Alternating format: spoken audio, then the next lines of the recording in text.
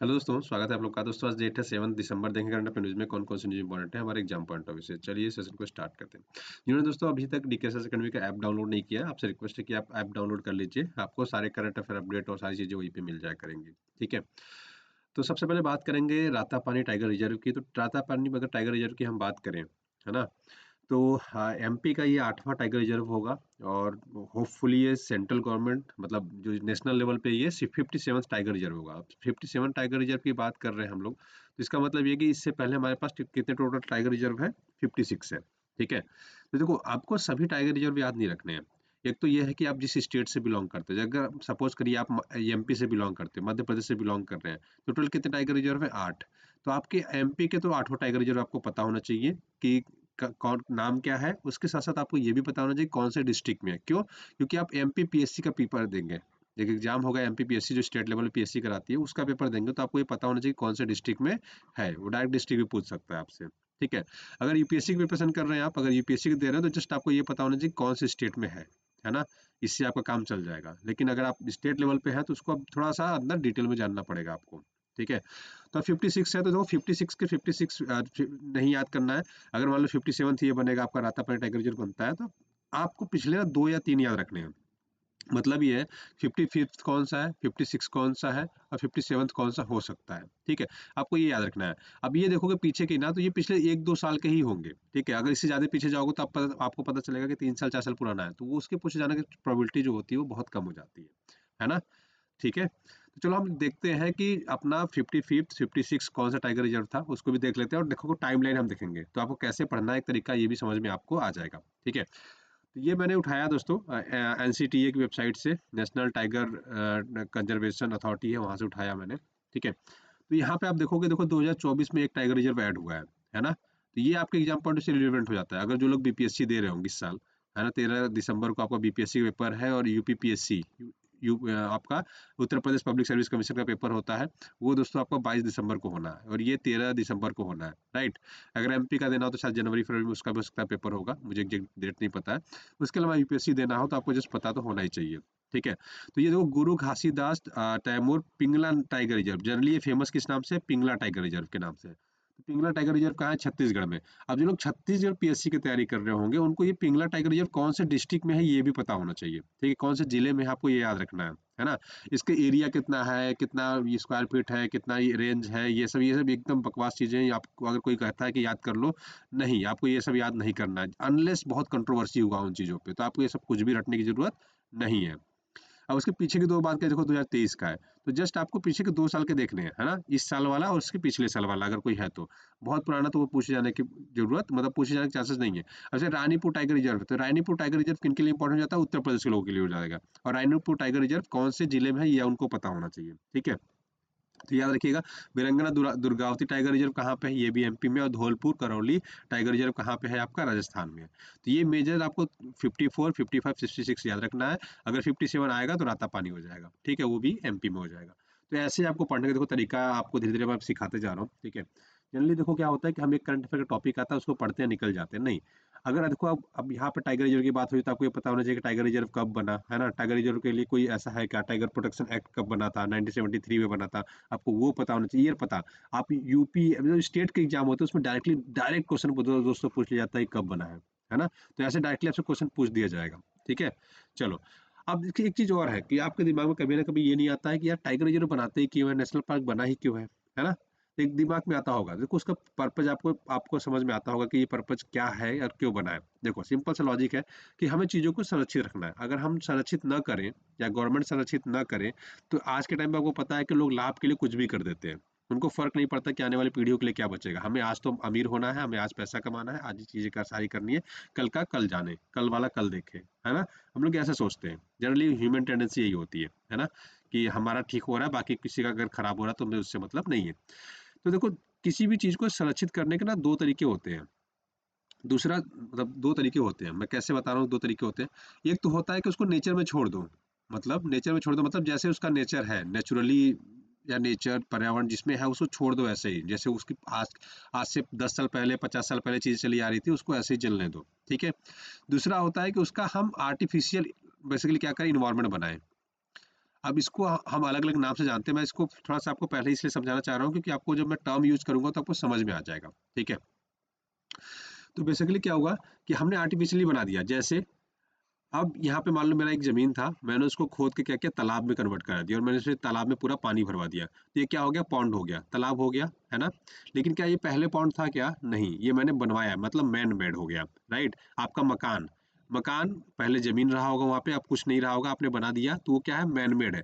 जो इंसानों ने बना दिया उसको हम बोलते हैं आर्टिफिशियल आर्टिफिशियल या फिर आप कह सकते हो फिजिकल इन्वायरमेंट जो हम बनाते हैं खुद से, ठीक है, मैन मेड होता है।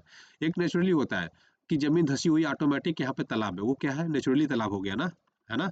ये नेचुरली हो गया, राइट? लेक हो गया, सब सारी चीजें जो नेचुरली तरीके से हैं, हमने बनाया नहीं, ये नेचर है, ठीक है? तो इसको अलग अलग नाम से जानते हैं। देखो होता क्या है कि जो चीजें नेचर के हिसाब से है उसको हम बोलते हैं इन सीटू, ठीक है? इनका मतलब है जहां था उसी के अंदर में ही हमने चीजें करने की कोशिश की, उसको छेड़ा नहीं मैंने। एक होता है एक्स सीटू, एक्स सीटू का मतलब होता है कि हम वहां पे उसको संरक्षित नहीं कर सकते थे, तो हमने एक अलग से इन्वायरमेंट बनाया, है ना? एक अलग से इन्वायरमेंट बना के उसमें उसको सही से संरक्षित करने की कोशिश की। अब एग्जाम्पल देता हूँ, जैसे टाइगर है। अब टाइगर के लिए हम अलग से नेशनल पार्क नहीं बना सकते हैं। टाइगर का जो पार्क का एरिया है उसी पार्क के एरिया में हम उसको क्या कर सकते हैं, छोड़ के रख सकते हैं। उसको पूरी बाउंड्री बाहर बाहर से करा सकते हैं कि कोई इसके अंदर में जाके बसे नहीं, है ना? जनरली आपको क्या मिलता है, जनरली आपको ये मिलता है कि टाइगर से देखते हो कि लोगों के घरों में घुस जाते हैं। क्यों घुस जाते हैं? क्योंकि हमने घर ही यहाँ पे आके बना रखा है, इसके आसपास आके हम लोग घर बना रहे हैं, इसलिए आके टाइगर घुस जा रहे हैं।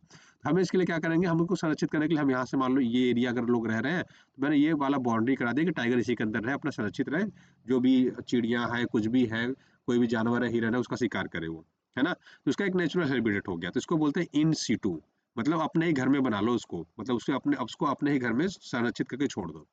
एक्स सीटू का मतलब ये हो गया कि मान लो खरगोश का एक प्रजाति था, है ना? एक नेशनल पार्क है, उसमें बहुत बड़ा सा पार्क है, उसमें खरगोश की प्रजाति रहती है, लेकिन सारे बाघ उसको खाते जा रहे हैं, पकड़ के खाते जा रहे हैं, राइट?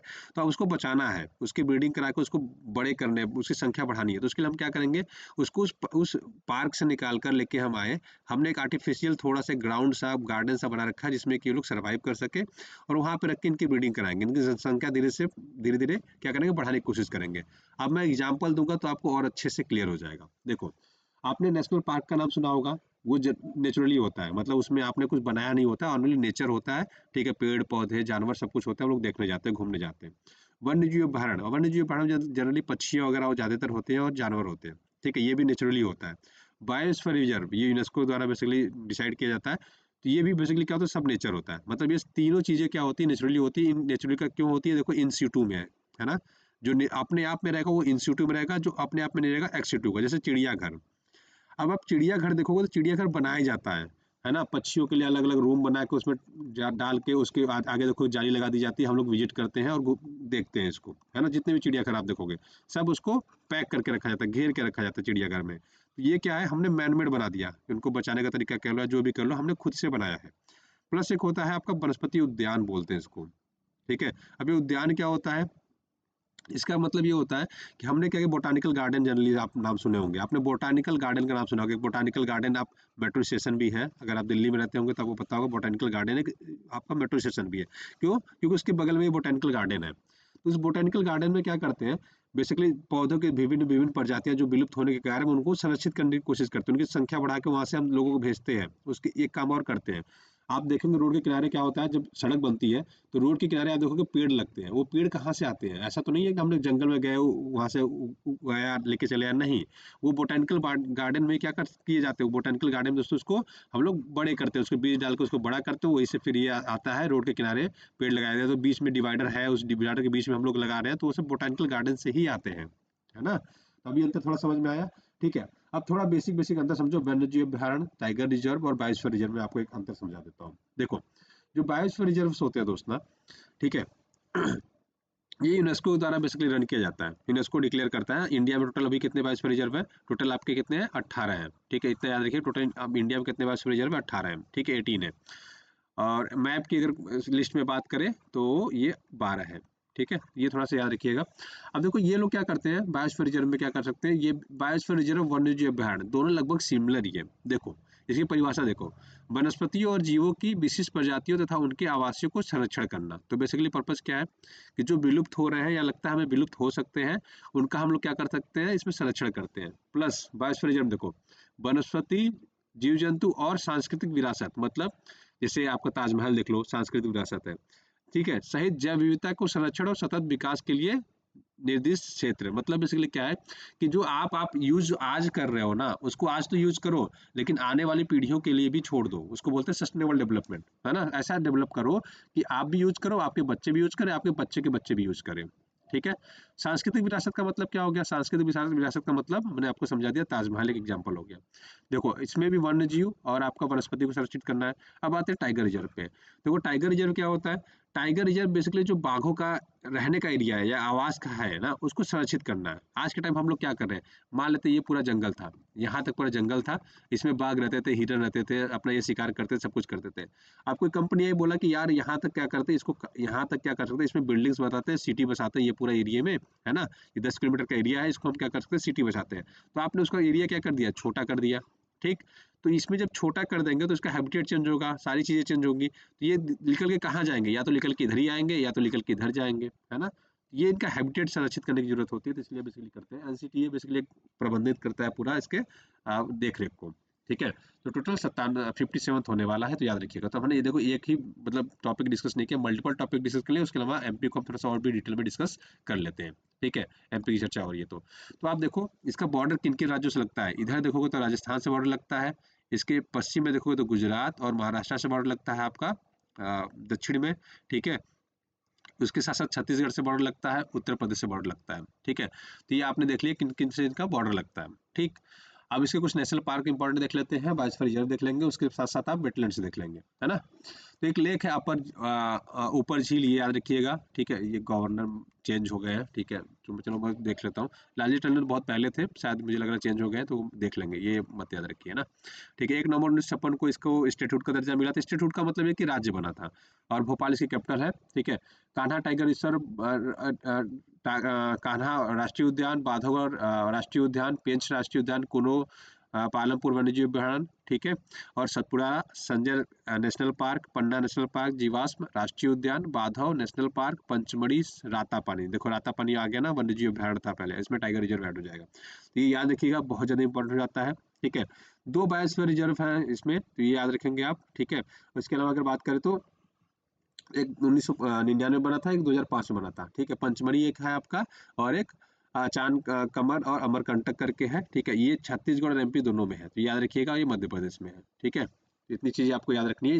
अब इसके लिए फ्लाइंग स्क्वायरल के लिए फेमस है ये जो पंचमढ़ी वाला है, तो ये भी थोड़ा सा याद रखिएगा। फ्लाइंग स्क्वायरल मतलब जो गिलहरी होती है, उड़ती हुई गिलहरी के लिए फेमस है। अब इसके अगर बात करें तो वेटलैंड्स की बात करोगे तो वेटलैंड्स देख लेना, 4-5 है यहाँ पे। एक तो भोज वेटलैंड है, एक साक्या सागर है, एक सिरपुर वेटलैंड है, यशवंत सागर है, और तावा रिजर्वायर। तो तावा रिजर्वायर इंपॉर्टेंट हो जाता है क्योंकि इसको जनवरी 2024 में ही बेसिकली मेंशन किया गया है। ठीक है। तो ये तवा टाइगर रिजर्व भी याद रखिए। तो टोटल ये पांचों आपको याद रखने हैं। ठीक है। चलो अब बात करेंगे, देखो पीएम डिवाइन की। पीएम डिवाइन क्या है बेसिकली, उसकी चर्चा कर लेते हैं, है ना। अब ये नॉर्थ ईस्ट के देखो राज्य है, सिक्किम है। उसके सिक्किम सिक्किम को हम 7+1, मैंने आपको कल भी बताया, हमेशा बताता हूँ जब भी बताता हूँ, 7+1। तो ये +1 बेसिकली सिक्किम को बोला जाता है, 7 ये 7 सिस्टर्स बोलते हैं इनको। अरुणाचल प्रदेश एक हो गया, नागालैंड 2 हो गया, इसकी कैपिटल कोहिमा, इसकी ईटानगर है। ठीक है। तीसरा हो गया मणिपुर, इसकी कैपिटल इम्फॉल है। फोर्थ हो गया मिजोरम, इसका आइजोल है। और आपका फिफ्थ हो गया त्रिपुरा, अगरतला है। और सिक्स्थ हो गया आपका मेघालय, शिलोंग। एंड सेवंथ हो गया आसाम, जिसकी कैपिटल क्या है, दिसपुर। ठीक है। ये बेसिकली फेमस फेमस प्लेसेस हो गए। देखो असम में ही एक आपको गुवाहाटी आता है, यहाँ पे आईआईटी भी है, आईआईटी गुवाहाटी आपने सुना होगा, है ना। ये फेमस इनका प्लेस है। अब देखो ये बहुत पिछड़े इलाके हैं, मैं आपको कुछ राज्यों के नाम बताता हूँ जिसमें मतलब डेवलपमेंट तो बहुत ज्यादा नहीं किया जा सकता क्योंकि वो नेचर में समाहित है। ठीक है। बट वहाँ पे ना कई बार मैं आपको एग्जाम्पल देता हूँ। मैं हिमाचल प्रदेश में दोस्तों लगभग 7 साल रहा हूँ। ठीक है। हिमाचल प्रदेश में मैं 7 साल रहा हूँ। हिमाचल प्रदेश में मुझे एक चीज हमेशा सताती रहा, मतलब एक चीज का डर मुझे हमेशा रहा कि अगर मेडिकल इमरजेंसी पड़ जाए आपको, है ना, मेडिकल इमरजेंसी पड़ जाए आपको, तो वहां पे बचा पाना किसी को बड़ा मुश्किल हो जाता है। क्यों? क्योंकि अगर आपको हिमाचल के किसी भी डिस्ट्रिक्ट में कोई दिक्कत होता है तो आपको डायरेक्टली लेके कहाँ भेजते हैं, वो मतलब ट्रांसफर जो करते हैं, पीजीआई चंडीगढ़ भेजते हैं वो। ठीक है। वो PGI Chandigarh CHD PGI Chandigarh refer करते हैं। आप सपोज करो अगर कुल्लू में आपका एक्सीडेंट हुआ, ठीक है, आपकी हालत बहुत सीरियस है, तो वो आपको कुल्लू के जो डिस्ट्रिक्ट हॉस्पिटल उसमें ले जाएंगे, है ना। तो अब वहां से वो लोग रेफर कहाँ करेंगे आपको, पीजीआई चंडीगढ़। अब आप सोचो कि कुल्लू से पीजीआई चंडीगढ़, है ना, यहाँ का जो डिस्ट्रिक्ट हॉस्पिटल है उससे आपको कुल्लू कुल्लू से पीजीआई चंडीगढ़ रेफर किया जाएगा। आपको कितना भी कम समय लगेगा, मतलब अगर रोड पूरा मैं खाली भी छोड़ दूं तो आपको कम से कम 4 से 5 घंटे लग जाएंगे कुल्लू से जाके चंडीगढ़ जाने में। मैं थोड़ा कम ही बोल रहा हूँ, मुझे लग रहा है 5 घंटे के आसपास लग ही जाएगा। ठीक है, तो आप सोच के देखो कि कुल्लू से चंडीगढ़ आप क्या 5 घंटे तक सर्वाइव कर पाओगे क्या, है ना। तो एक इमरजेंसी सिचुएशन के लिए मुझे थोड़ा सा मतलब हिली एरियाज के लिए थोड़ा दिक्कत होता है। और दूसरा इसके साथ एक चीज़ और होती है, दूसरा ये होता है इसमें कि मतलब चलो हॉस्पिटल्स होते हैं, डिस्ट्रिक्ट हॉस्पिटल्स होते हैं, लेकिन एक होता है ना कि मतलब बहुत मल्टी स्पेशलिस्टी हॉस्पिटल हो जाए, गवर्नमेंट के ही रहे, कोई दिक्कत नहीं है, बट ऐसी सुविधाएं रहनी चाहिए।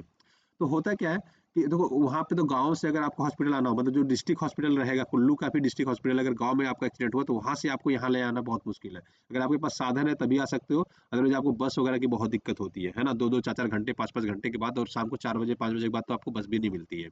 तो वो सब दिक्कतें होती हैं। तो उसके लिए गवर्नमेंट को थोड़ा सा कुछ सोचना चाहिए कि हर डिस्ट्रिक्ट में एटलीस्ट इतना बड़ा हॉस्पिटल, इतनी ज़्यादा सुविधाएं दे दो, कुछ इमरजेंसी हो या ट्रॉमा वाली सिचुएशन हो तो उसको हैंडल किया जाता है, रहता है।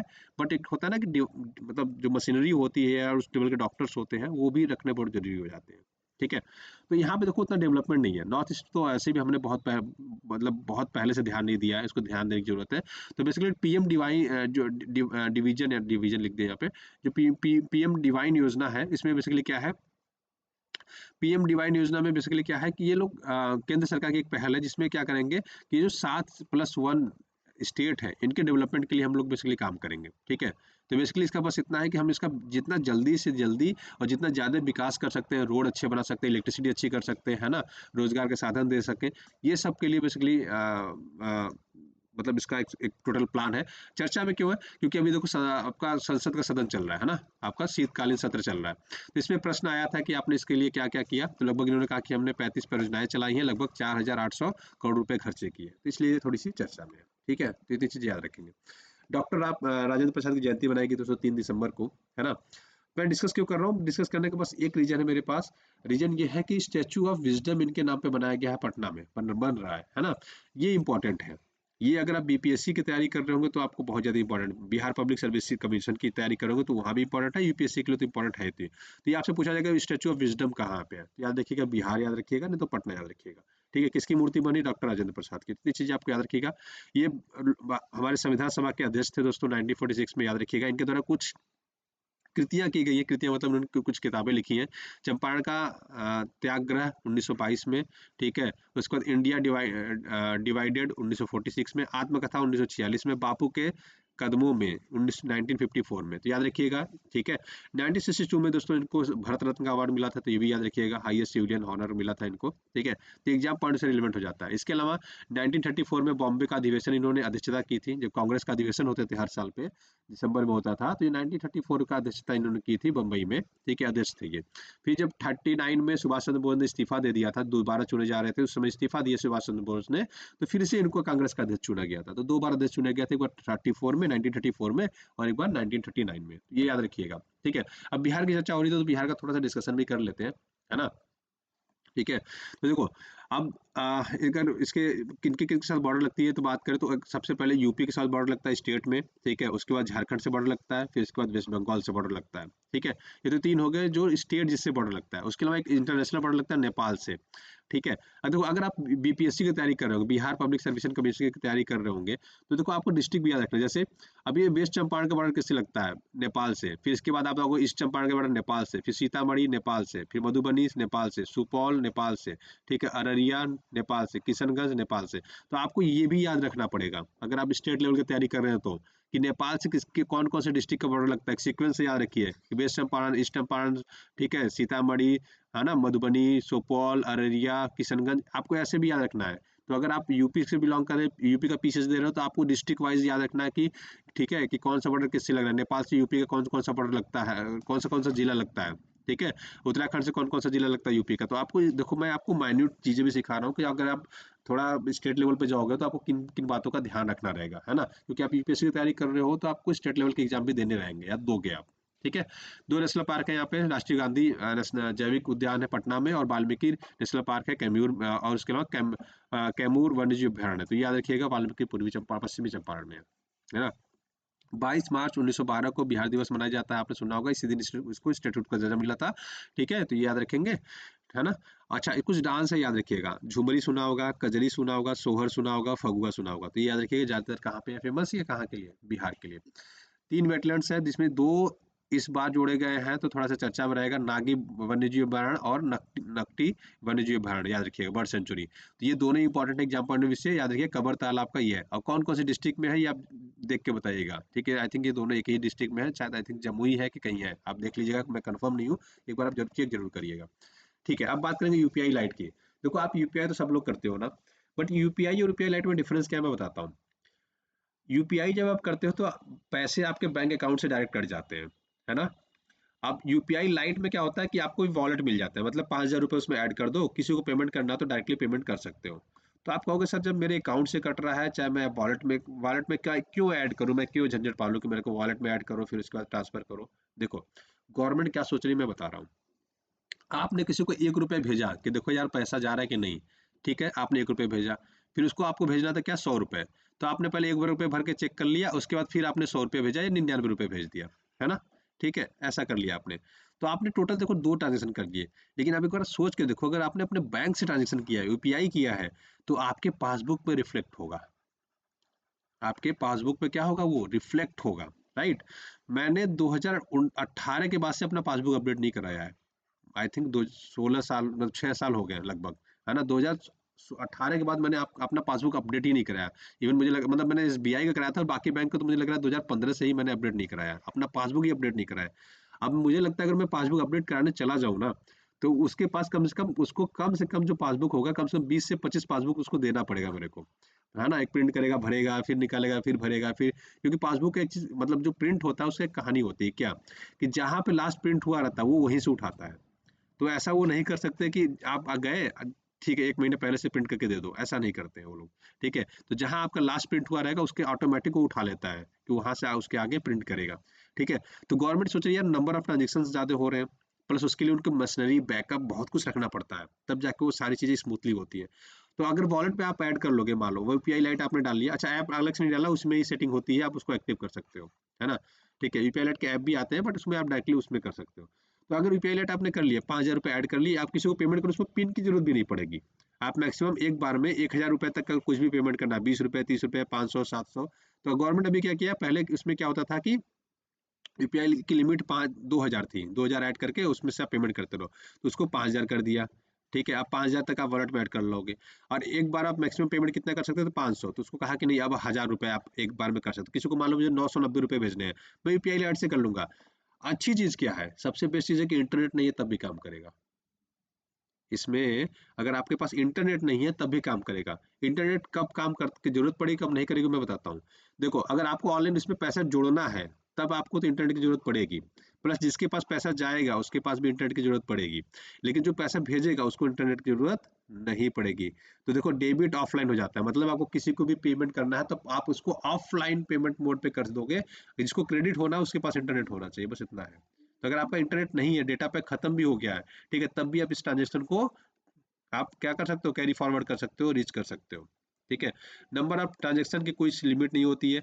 जबकि आप यूपीआई में लगभग अब 10 गवर्नमेंट ने रिस्ट्रिक्शंस लगा दिए हैं। ठीक है, इसमें देखो यूपीआई में लगभग 2 लाख का आप पर डे ट्रांजेक्शन कर सकते हो, कुछ कहाँ लिमिट है कि उसमें 1 लाख तक ही कर सकते हो, वेरीज करता है बैंक बाई बैंक, आपका बैंक कौन सा है। मतलब मिनिमम 1 लाख रहता है, मैक्सिमम 2 लाख तक हो सकता है। ठीक है, इसमें कोई वॉलेट नहीं होता, यूपीआई में आपके वॉलेट नहीं होता, जबकि यूपीआई लाइट में आपको वॉलेट मिलेगा 5,000 तक का। इसमें आप एक बार में 2 लाख तक ट्रांजेक्शन कर सकते हो, इसमें एक बार में 1,000 तक ट्रांजेक्शन कर सकते हो। इसमें पिन की रिक्वायरमेंट नहीं होती, इसमें पिन आपको मैंडेटरी होता है, हर ट्रांजेक्शन के लिए आपको पिन डालना पड़ेगा। ठीक है, तो पर्पस क्या है, पर्पस बस इतना है कि स्मॉल ट्रांजेक्शन के लिए हम क्या करें, यूपीआई लाइट यूज करें, और जब आपको 1,000 से ऊपर पैसा भेजना है तब यूपीआई यूज करिए। इससे बैंक को भी फायदा होगा, आपका पासबुक अपडेट करने का झंझट नहीं होगा, सबसे बड़ी बात तो ये रहेगी। ठीक है, चलो आगे बढ़ते हैं। ये नाम मैंने ऐसे ही छोड़ दिए क्योंकि आपको ये पता होना चाहिए कि जो गगनयान मिशन हम लोग भेजेंगे, ठीक है, अपने 4 एस्ट्रोनॉट हमने सेलेक्ट किए हैं। याद रखिएगा, शुभांशु शुक्ला, अंगद प्रताप, अजीत कृष्णन और प्रशांत बालाकृष्णन नायर। तो ये याद रखिएगा नाम जो एग्जाम पॉइंट से रिलेटेड हो जाता है। जिन्होंने अभी तक ऐप डाउनलोड नहीं किया दोस्तों, आप ऐप डाउनलोड कर लीजिए, ठीक है। तो आज की वीडियो बस इतना रखते हैं, आशा करते हैं वीडियो पसंद आएगा। पसंद आता है तो दोस्तों लाइक से सब्सक्राइब करना ना भूलिएगा। वीडियो देखने के लिए बहुत बहुत धन्यवाद, आपका दिन शुभ हो। Thank you so much, have a great day.